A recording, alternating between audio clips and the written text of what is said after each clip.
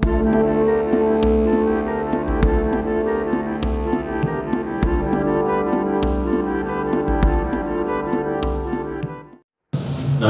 માસાર્દને પ્રણામ કરી આજના લેક્ચરની શરૂઆત કરીએ છીએ. આપણે અગાઉના સેશન જે જોયા એમાં ચેપ્ટર 4 સામયિક શ્રેણી જોઈ ચૂક્યા છીએ. આજના સેશનમાં આપણે ફરીવાર પાર્ટ 1 ભાગ 1 માંથી અતિ મહત્વનું ચેપ્ટર નંબર 2 સુરેખ શાસન જોવા જઈ રહ્યા છીએ, જેના પણ ગુણભાર આપણા સામયિક શ્રેણીના જે ગુણભાર 12 હતા એ જ મુજબ છે. એટલે ખાસ આજનો લેક્ચર, આજનો ટોપિક આપણો અતિ મહત્વનો છે, જે થિયોરિકલ છે, જેમાંથી આપણને એક એમસીક્યુએસ અને એક ગુણમાં પ્રશ્ન પૂછાય છે. એટલે ખાસ આપણે આ લેક્ચરને જોશું. જોઈએ ચેપ્ટર 2 સુરેખ સહસંબંધ, જેમાં કુલ ગુણભાર 12 છે, જેમાં એક એમસીક્યુએસ એક ગુણનો બીજા ક્રમ ઉપર પૂછાય છે, એક પ્રશ્ન થિયરી 12મા ક્રમ પર, બે ગુણનો એક દાખલો 22મા ક્રમ પર, ત્રણ ગુણનો એક દાખલો 32મા ક્રમ પર અને પાંચ ગુણનો અતિ મહત્વનો દાખલો 44મા ક્રમ પર, જે સરળ છે અને ખ્યાલ આવે એવો છે. આપણે ચેપ્ટરના નામ ઉપરથી થોડો ઘણો ખ્યાલ આવે કે સુરેખ સહસંબંધ, તો ક્યાંક ને ક્યાંક સહસંબંધની વાત અહીંયા કરેલી હશે. સહસંબંધની વાત કરીએ પહેલા કોના વચ્ચેનો સંબંધ એની ચર્ચા કરીએ આપણે, જેમાં સ્પષ્ટ છે કે સુરેખ સહસંબંધનો અર્થ કે બે ચલની કિંમતમાં થતા ફેરફાર ના આધારે સહસંબંધ નક્કી થાય. કે બે ચલ વચ્ચે કેવા પ્રકારનો સંબંધ છે એના આધારે સહસંબંધ નક્કી થતો. તો એનો આધાર, એનો પાયો એ શેના પર રહેલો છે? તો એના બે પ્રકાર છે કે એ ફેરફાર કોના આધારે થાય. તો પહેલું છે કાર્ય કારણનો સંબંધ હોય ત્યારે. આપણે જો બે ચલની કિંમતમાં થતો ફેરફાર એ શેના પર આધાર રહેલો છે? તો પહેલો આધાર કયો? તો કે કાર્ય કારણનો સંબંધ હોય ત્યારે. કોઈ બીજું કે કોઈ અન્ય કારણના લીધે બંને ચલમાં ફેરફાર થાય ત્યારે. કદાચ એમને ન ખબર પડે, પણ ઉદાહરણ પરથી આપણે જોઈએ તો બહુ જ સરળ રીતે આને સમજી અને જોઈ શકાય એવું છે. તો પહેલું કાર્ય કારણનો સંબંધ. તો કાર્ય કારણના સંબંધમાં ઉદાહરણ લઈએ તો ખર્ચ બચત, વેચાણ અને નફો. તો આમાં જોઈએ તો આમાં કાર્ય અને કારણ બે વસ્તુ છે. હવે કાર્ય કયું છે, કારણ કયું છે?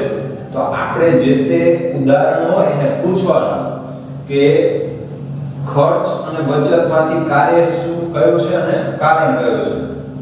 તો આપણે ખર્ચને પૂછીએ કે ખર્ચના કારણે બચત થાય, મતલબ જે થાય છે કાર્ય છે, અને જેને કારણે મતલબ એ કારણ છે. તો ખર્ચને કારણે બચત થાય, મતલબ ખર્ચ અહીંયા આપણે મેં લખ્યું છે કે કાર્ય, તો કે બચત એ કાર્ય છે, શેના દ્વારા કાર્ય થાય? તો ખર્ચને કારણે. એટલે ખર્ચ એ આપણું કારણ બને અને બચત એ આપણું કાર્ય બને. એવું જ રીતે બીજું ઉદાહરણ છે વેચાણ અને નફો. તો કે વેચાણ થાય તો નફો થાય. વેચાણને કારણે વેચાણ વધે, નફો વધે. તો કાર્ય આપણું કયું થશે? તો કે નફો થાય છે એ કાર્ય છે. કોના કારણે નફો થાય છે? તો વેચાણ થયું માટે, મતલબ કારણ અહીંયા વેચાણ છે. ઘણા બધા ઉદાહરણ છે. તો બીજું કોઈ અન્ય કારણના લીધે, શું કોઈ અન્ય કારણના લીધે બંને ચલમાં ફેરફાર થાય શકે. તો ઉદાહરણ લઈએ તો ચોમાસામાં રેનકોટ અને છત્રીનું વેચાણ. તો કે રેનકોટ અને છત્રી બે વસ્તુ થઈ, બે ચલ થયા, એ બંનેનું વેચાણ વધે છે કે ઘટે છે? તો એનું કારણ આના સિવાયનું કોઈ ત્રીજું જ વસ્તુ થઈ. કઈ? તો કે ચોમાસું, વરસાદ. તો કે વરસાદ પડે એટલે રેનકોટ અને છત્રીનું વેચાણ વધે. વરસાદ ન પડે તો રેનકોટ અને છત્રીનું વેચાણ ઘટે. તો રેનકોટ અને છત્રીના વેચાણનો આધાર પાયો જે છે એ ચોમાસું એટલે ત્રીજું એના પર રહેલો. આપણે આમાં જોયું હતું કે ખર્ચ અને બચત, વેચાણ અને નફો. તો કે ભાઈ ખર્ચ થાય તો બચત ઘટે, ખર્ચ ઓછો થાય તો બચત વધે, વેચાણ વધે નફો વધે, વેચાણ ઘટે નફો ઘટે. તો આ બે એકબીજા ઉપર આધારિત છે, મતલબ કાર્ય અને કારણ પર. આમાં જોયું નીચેનું ઉદાહરણ, ચોમાસામાં રેનકોટ અને છત્રીનું વેચાણ.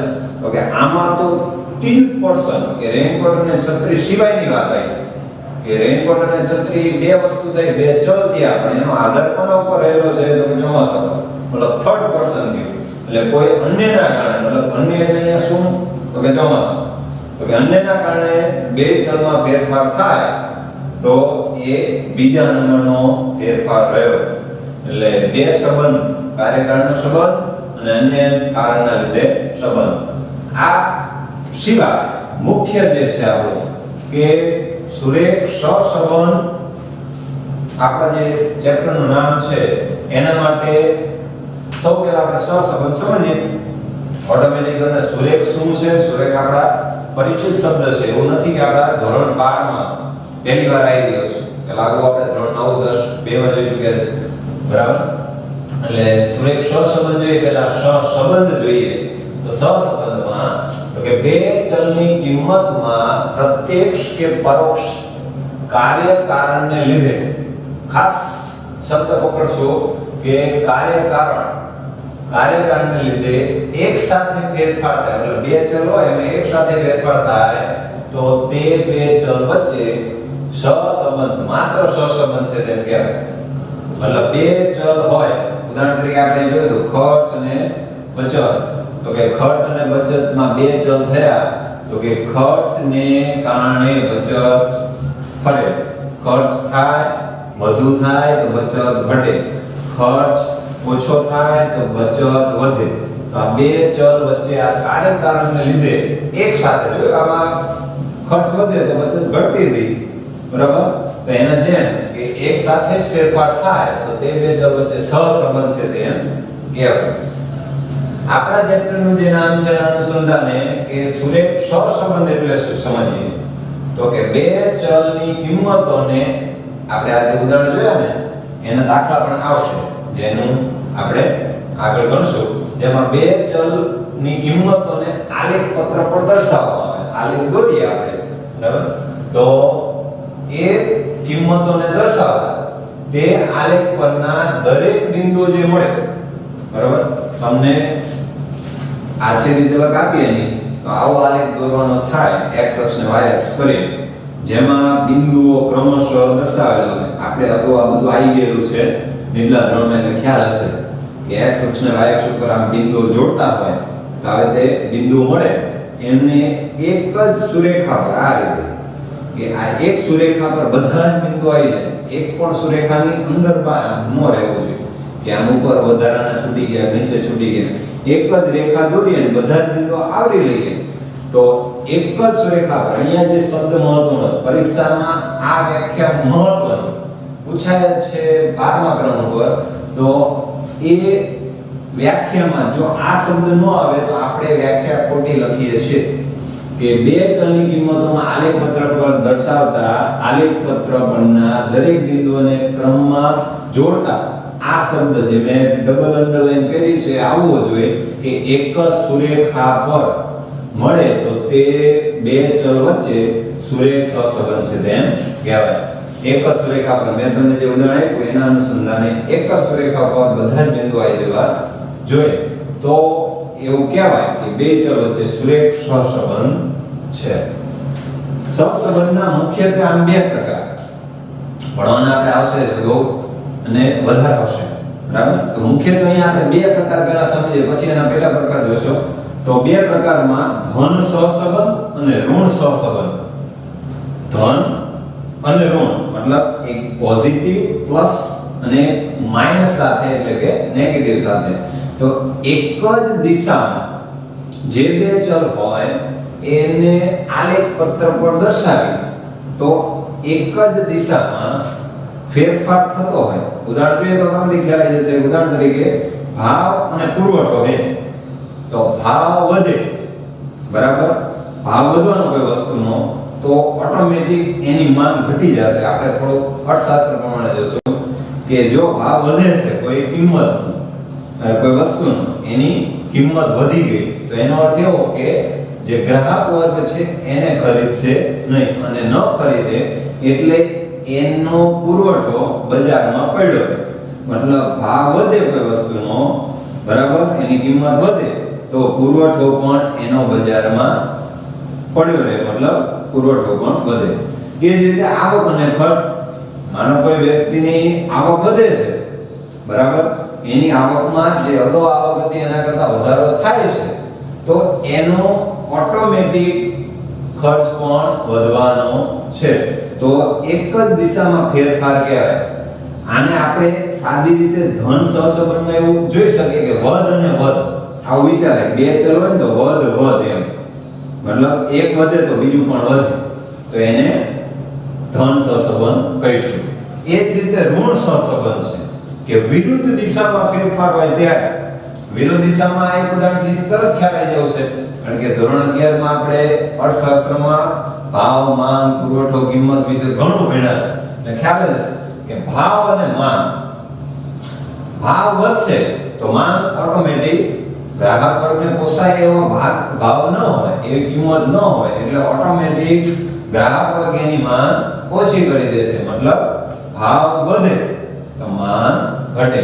તો એ જ રીતે બીજું ઉદાહરણ છે, આમાં પણ ખ્યાલ આવ્યો છે કે ખર્ચ અને બચત, બરાબર, તો કે ખર્ચ ઘટે તો બચત વધે. મતલબ આ જે ફેરફાર થયો વધ ઘટ વાળો ફેરફાર, જેમ અહીં જોયું કે વધે તો વધે જ હોવું જોઈએ, તો એના જેમ અહીંયા શું થશે વિરુદ્ધ ફેરફારમાં, તો કે અહીંયા વધે તો એની સામે બીજો ચલ જે છે એ ઘટે. મેં અહીંયા ઉદાહરણ લીધું કે ખર્ચ વધે તો બચત ઘટે. એનું ઊંધું પણ જોઈ શકાય કે જો ખર્ચ ઘટે તો બચત વધે. મતલબ વધ ઘટ અથવા તો ઘટ અને વધ એનો ફેરફાર એટલે વિરુદ્ધ ફેરફાર દેખાય તો તે બે ચલ વચ્ચે ઋણ સહસંબંધ છે. તેમ કે છેલ્લું ઉદાહરણ લઈએ, ઊંચાઈ અને ઓક્સિજનનું પ્રમાણ. સ્વાભાવિક છે, આપણે જાણીએ છીએ કે જેમ જેમ આપણે ઊંચાઈ પર જઈએ, બરાબર, તો આપણને વાતાવરણમાં ઓક્સિજનનું પ્રમાણ ઘટે છે, બરાબર, એટલે અહીંયા પણ વધ અને ઘટ નું ઉદાહરણ બન્યું. મતલબ બંને ચલ વચ્ચે ઋણ સહસંબંધ છે તેમ કહેવાય. સહસંબંધના પ્રકારના આધારે આપણે બીજા પ્રકાર જોઈશું, એની વિસ્તૃત ચર્ચા કરશું.